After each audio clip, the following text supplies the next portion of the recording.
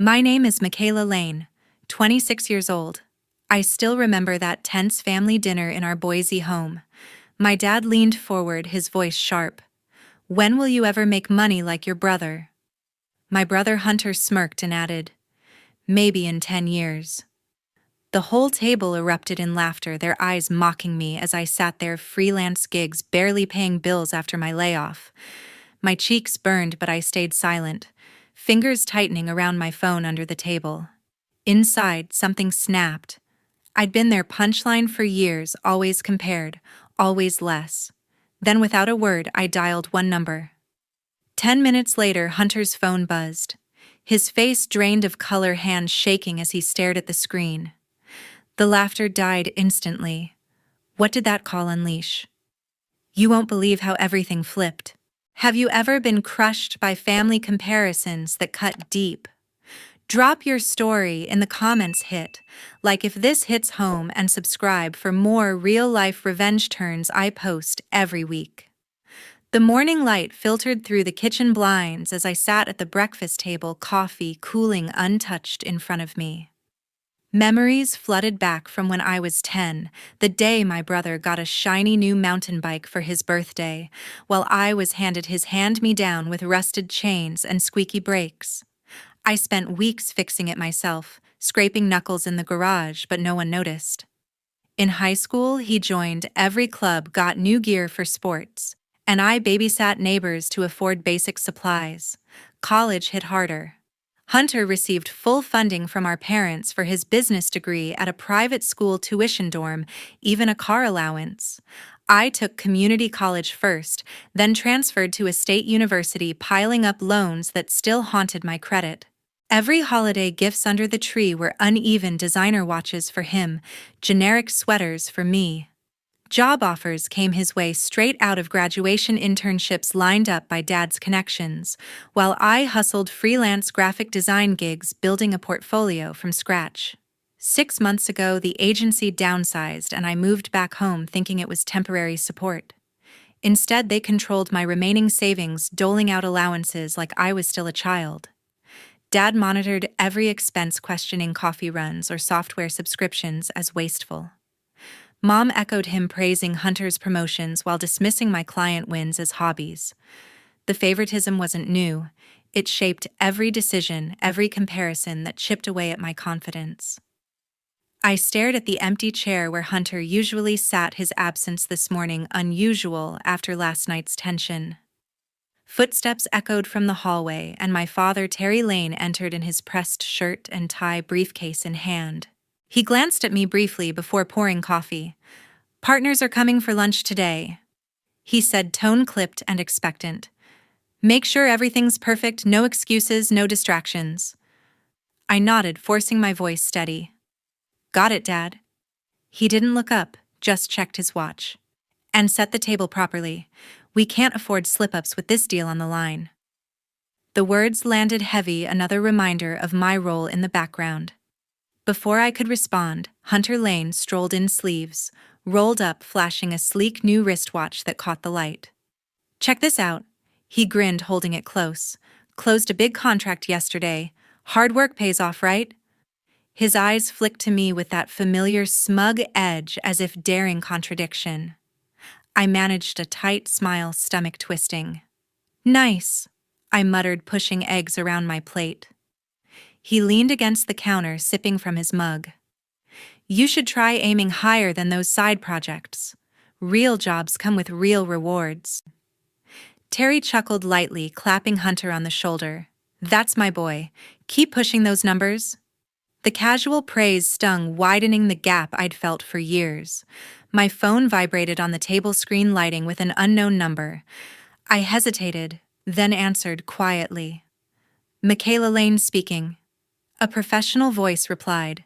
"This is Raymond Curtis, manager of your grandfather's inheritance fund. We need to meet urgently. There's an irregularity with recent transactions." My pulse quickened. "What kind of irregularity?" I whispered, glancing toward the sink where Terry rinsed his cup. "Large withdrawals signed under your brother's authority. Can you come to my office this afternoon?" The room spun slightly. Hunter was still admiring his watch, oblivious. "I'll be there," I said, hanging up fast. Terry turned eyebrows raised. "Who is that?" "Just a client," I lied, slipping the phone away. Hunter smirked. "Hope it's a paying one this time."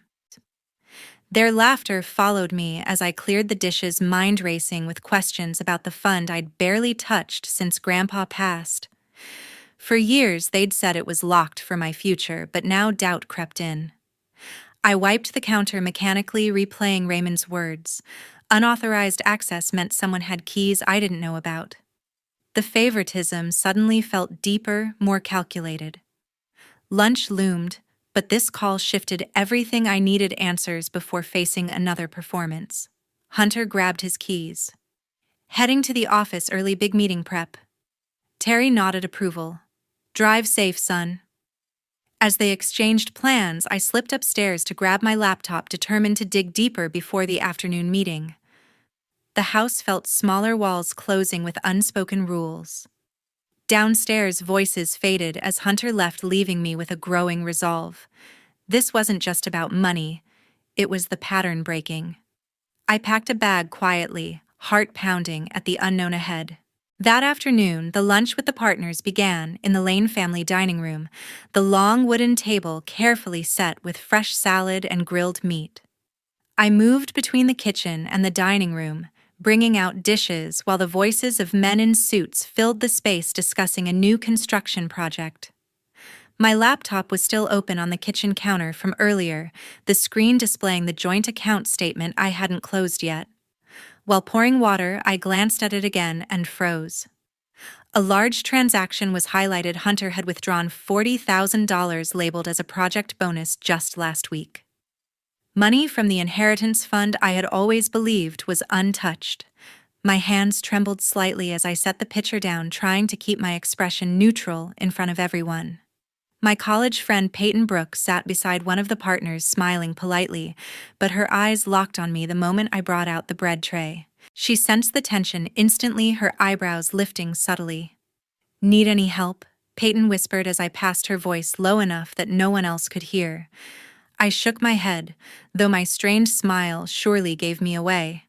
My mother, Janet Lane, sat at the head of the table beside Dad, laughing loudly at a guest's story about a golf vacation. When I set down the final salad plate, Janet turned toward me, her voice sweet but cutting. "Michaela's still doing those little freelance jobs, right? Hopefully you're learning from your brother how to make real money."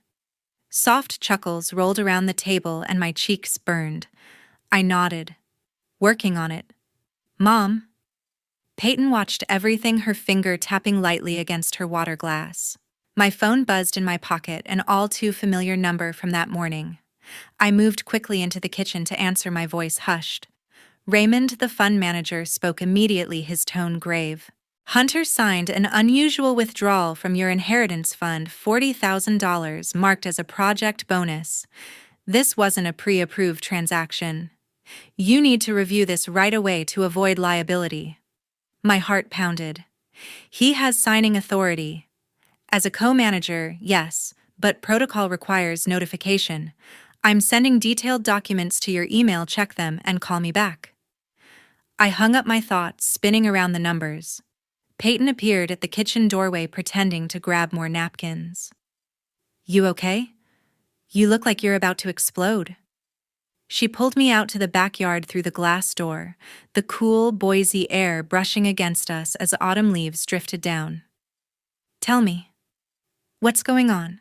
I took a deep breath and summarized the call and the withdrawal. "Hunter took money from the fund Grandpa left me, called it a bonus. Raymond just confirmed it." Peyton's eyes widened. "That's fraud. Do you have proof, the statement and the email coming in?" She squeezed my hand. "Listen, don't confront them alone. I know your family's former attorney, Harold Martin. Contact him." I nodded, but anxiety surged through me. "If they find out I know, then you'll have a plan. For now, go back in before they get suspicious." We returned inside, and I brought out the dessert with a forced smile. Janet glanced at me. "Hurry up, sweetheart, the guests are waiting." Peyton sat down, sending a quick message under the table, "I'm here." The meal continued with talk of contracts, but my mind stuck to Raymond's email. The partners complimented the food, Dad nodded with pride, and Hunter's absence did nothing to erase his shadow, especially the $40,000 missing from the fund. Peyton kept the conversation light, shielding me when needed. When everyone transitioned to coffee, I checked my phone. The email had arrived with an attachment. Peyton whispered, "After this, meet me at the cafe. We need a strategy." I agreed, washing dishes in the kitchen while laughter echoed from the dining room. This discovery wasn't just about money, it was proof of years of favoritism. Dad called from the dining room. "Michaela, are you done cleaning up almost, Dad?" Peyton got up to help her eyes, saying, "Everything. This is the beginning." I dried my hands, ready for the next step, making sure no one noticed. That afternoon, I met Peyton at a coffee shop in downtown Boise, where the autumn sunlight streamed through the large windows, casting long shadows across the wooden floor. We picked a tucked-away table, avoiding the crowd of office workers on their lunch break. Peyton set down 2 cappuccinos, sliding one toward me before taking her seat. "Did Harold send anything?" she asked, her voice low so no one could overhear. I checked my email, and a new notification popped up from my family's former attorney, Harold Martin. I opened it immediately. A chain of old internal emails appeared on the screen. Hunter had written to Dad about a large transfer from the inheritance fund, including a specific note. "Do this before Michaela finds out. Use the project bonus excuse to avoid suspicion." Dad's reply was brief. "Approved. Update end of quarter report." Peyton read over my shoulder, her eyes widening. "This is direct evidence they literally planned the cover-up." I took screenshots of every email, zooming in on the digital signatures to make them clear, then saved everything to an encrypted cloud folder under a coded name. Harold kept these from the company's old system. I explained, scrolling quickly. Peyton nodded, pulling out a notepad and jotting down transaction times that matched the statement. "Print at least 3 copies, scan them again, and keep a separate USB." I added those to my to-do list, a sense of control slowly returning. We still need Raymond's documents to complete the file. Peyton sipped her coffee, thinking, "Before you confront them, you need complete independence. Go see Patricia Owen, your former boss at the agency. Ask for a full-time position so you have your own income." I hesitated, remembering the recent downsizing. She knows my skills, but the market is tight. Peyton smiled encouragingly. "Your portfolio is strong. Send a proposal now. Highlight your latest freelance project." I typed quickly. "Hi, Patricia, this is Michaela Lane. I'm interested in any open full-time designer positions.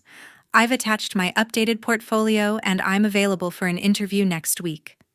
I attached a detailed PDF of my case studies and hit send. Her reply came 5 minutes later, Tuesday, 11 a.m. at the office. "Bring a new campaign concept." Peyton softly clapped her hands. "Perfect steady income means cutting off your dad's financial control." We continued reviewing Harold's emails, highlighting the part where Hunter proposed raising the withdrawal limit without notification. "This proves intentional misconduct," Peyton said, adding another note. I forwarded the entire thread to Harold with a thank you and asked him to confirm its legal validity. He replied almost immediately. "Matches old system protocol. Sufficient for civil evidence." Peyton suggested opening a new bank account. "Move all your freelance income there. Keep everything separate from your family." I downloaded the local bank's app right there in the cafe and set up an account with 2-factor authentication. Done, just need my first paycheck. We left the cafe as the afternoon light softened and stopped at a quick print shop on the corner. I printed the full email chain in color, scanned it again in high resolution, and sealed the hard copies in an envelope. Peyton waited in the car, checking the time. "Tomorrow, meet Raymond to get the original statements." I nodded, feeling more prepared than I had in years. Patricia's job might be my way out. Peyton drove slowly through the commercial district. "Once you get that contract, move out right away. I've got a spare room." I smiled faintly. "I'll think about it." Near home, I tucked the envelope into my bag, ready for whatever the evening brought. That night, I went home and walked straight into the garage where Hunter was checking the pickup's tire under the flickering fluorescent light hanging from the ceiling. He was wearing an old t-shirt, a grease rag in his hand, and he looked up when he heard my footsteps on the concrete. "You're home late," Hunter said, voice steady, but his eyes flicked to the bag I was gripping tightly.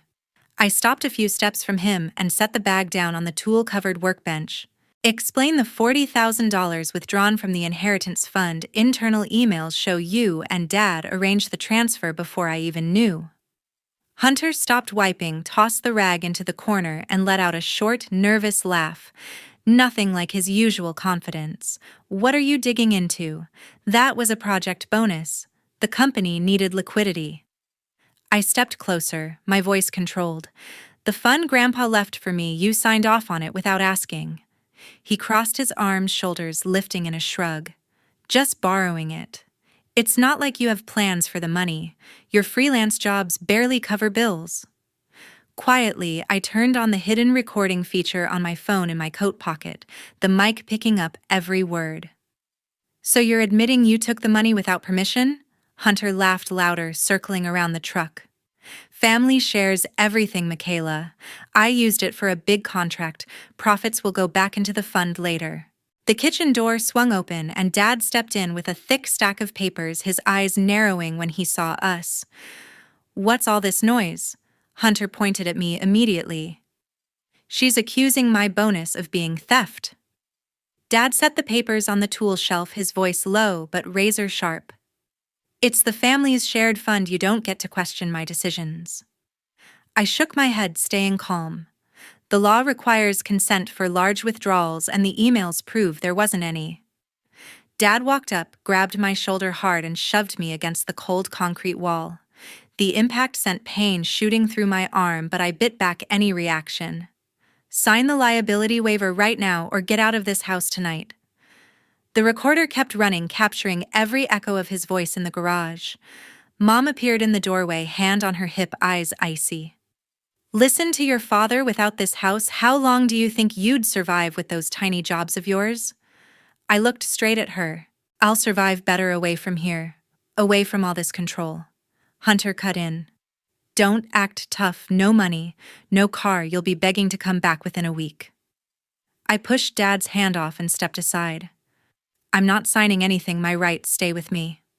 Mom shook her head, voice shrill. "Ungrateful daughter. If you leave, don't bother coming back." I walked upstairs, went into my old room, opened the closet, and packed only essentials: clothes, laptop charger into my travel backpack. Hunter followed me down the hallway, voice mocking. "Take your fake evidence with you. Any lawyer will laugh at it." I locked the room door for the last time without replying. Dad blocked the bottom of the stairs, arms crossed. Leaving means cutting ties completely, no more support. I stepped past him. "That's exactly what I want," Mom shouted from the kitchen.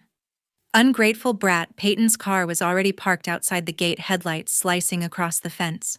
I got into the passenger seat, the backpack heavy on my lap. "Drive, Peyton." She pulled away slowly from the Boise suburb streetlights sliding across the windshield. "You okay? Your shoulder's red." "I'm fine. The recording caught everything." Peyton parked in front of her small downtown apartment. "There's a fold-out bed in the living room. Stay as long as you need." I carried my things in, set my phone on the kitchen counter, and stopped the recording. "The evidence is complete now." Peyton made hot tea and slid a mug toward me. "Rest tomorrow, we start the lawsuit." I nodded, looking out at the quiet Boise night, feeling freedom for the first time in years. A few days later at Peyton's house, we turned the living room into a temporary office, the dining table covered with documents arranged in chronological order. Peyton labeled each section a printed email chain from Herald Bank statements, with the $40,000 transaction highlighted in yellow and the audio recording transferred onto a backup USB with encryption.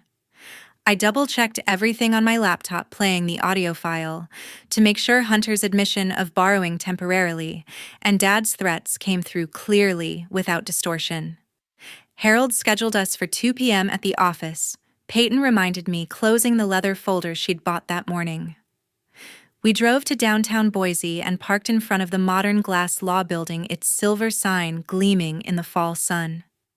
Harold Martin greeted us in the lobby and led us into a walnut conference room with comfortable leather chairs. He spread the files across the long table and put on his glasses, reading through every page. Clear fraud through internal emails and bank statements. The intent to conceal is evident.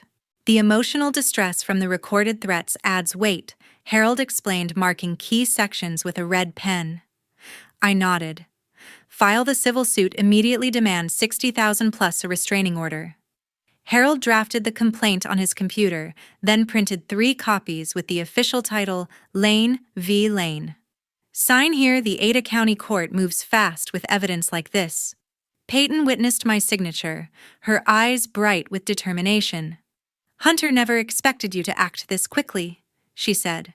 We drove straight to the Ada County Courthouse and filed the complaint at the intake counter, the clerk checking every document carefully. The preliminary hearing is expected in 2 months. Defendants will be summoned next week, she said, stamping the papers and handing me the receipt. Back at the apartment, I opened my work email. Patricia had sent a full-time designer offer with a higher starting salary than I expected, contract attached. Peyton clapped. Official financial independence. My phone buzzed with an unknown number in the late afternoon. Michaela Lane speaking. A confident female voice replied, "This is Morgan Reese from Boise Weekly. We received an internal tip about the Lane family inheritance lawsuit. This is big. Are you willing to go public?" I looked at Peyton. She nodded emphatically. Go public, but protect my identity until the article is released. Morgan agreed instantly. Send the evidence through a secure link. I'll run an independent investigation. Interview. Raymond checked the Lane Construction financial reports. I uploaded the encrypted folder and sent the link. Thank you, Morgan, she called back that evening. The internal emails are verified. Hunter used the funds for personal shopping, not projects. The audio threats qualify as emotional distress. The article comes out next week. Peyton listened on speaker. Public pressure. This puts them on the defensive. I saved the call with a timestamp. Morgan emailed an outline headline, daughter sues brother and father for misusing grandfather's trust fund. Add long-term financial control details, but don't publish the raw recording, I replied. Harold emailed an update.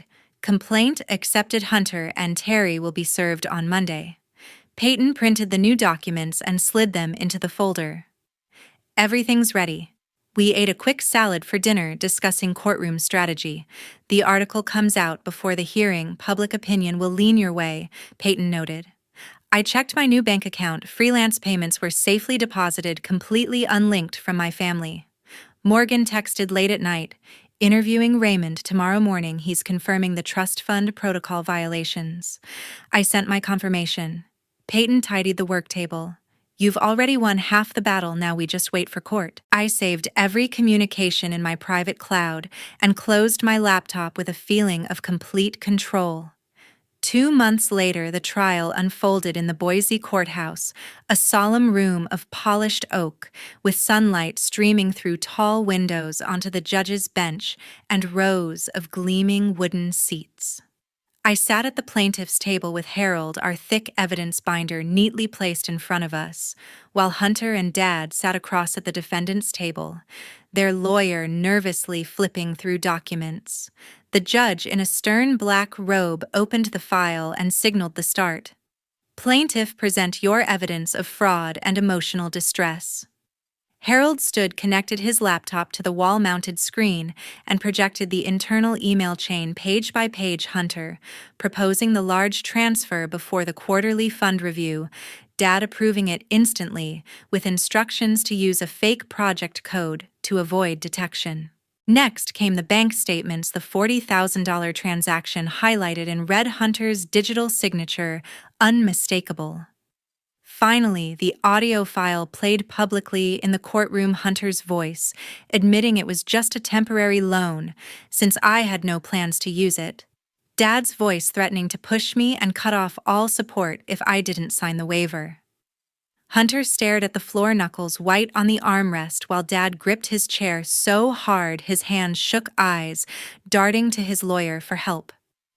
The defense attorney tried to argue it was just an internal family transaction with no malicious intent, but the judge cut him off coldly. Intent to conceal and abuse fiduciary authority is clearly documented. This is a serious breach of trust. After an hour-long recess for deliberation, the judge returned, tapped the gavel lightly, and delivered the final ruling.